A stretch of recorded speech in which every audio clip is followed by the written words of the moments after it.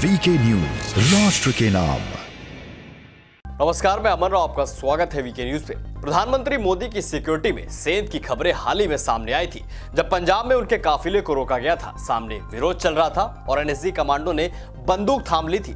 चंडी सरकार पर सवाल उठे थे, पंजाब प्रशासन पर सवाल उठे थे। उस समय तो मोदी सड़कों पर थे, पर इस बार तो मोदी एयरपोर्ट पर थे। इससे पहले उनका टेक ऑफ करता सामने से एक और विमान आ गया और इसके बाद पूरे एयरपोर्ट पर अफरा तफरी मच गई। जी हां, प्रधानमंत्री नरेंद्र मोदी रविवार को वाराणसी में कार्यक्रम सम्मेलन में शामिल होने के लिए देवरिया की जनसभा में हेलीकॉप्टर से वाराणसी के पुलिस लाइन परिसर में पहुंचे थे।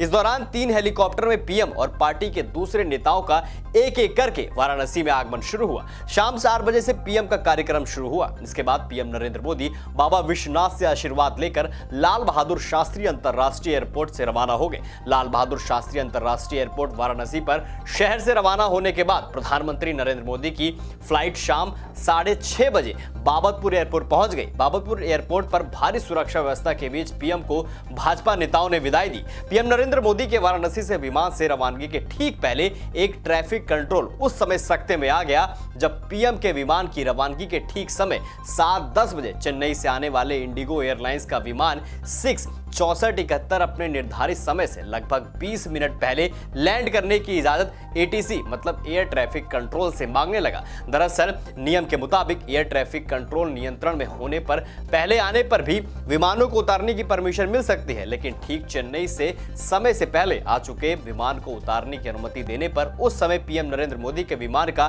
टेक ऑफ होना प्रभावित हो सकता था। इसलिए चेन्नई से लाल बहादुर शास्त्री अंतर्राष्ट्रीय एयरपोर्ट पर इंडिगो एयरलाइंस के विमान को 15 मिनट के लिए होल्ड कर दिया गया। पीएम नरेंद्र मोदी का विमान 7 बजे वाराणसी एयरपोर्ट से जब टेक ऑफ हुआ तो एयर ट्रैफिक कंट्रोल ने राहत की सांस ली। वहीं पीएम का विमान वाराणसी से रवाना होने के बाद इंडिगो एयरलाइंस के चेन्नई से आए विमान को उतारने की अनुमति दी गई। वहीं तब तक वह विमान हवा में ही चक्कर लगाता रहा। मतलब साफ है, मोदी के सामने एक और यहाँ पर प्लेन आ गया था, उनके प्लेन के सामने, और ऐसे में सभी लोग सख्ते में आ गए थे कि अब होगा तो होगा क्या। हालांकि बाद में सब कुछ ठीक हुआ, मोदी का विमान उड़ गया, तब दूसरे विमान को यहाँ पर लैंड करने की अनुमति दी गई।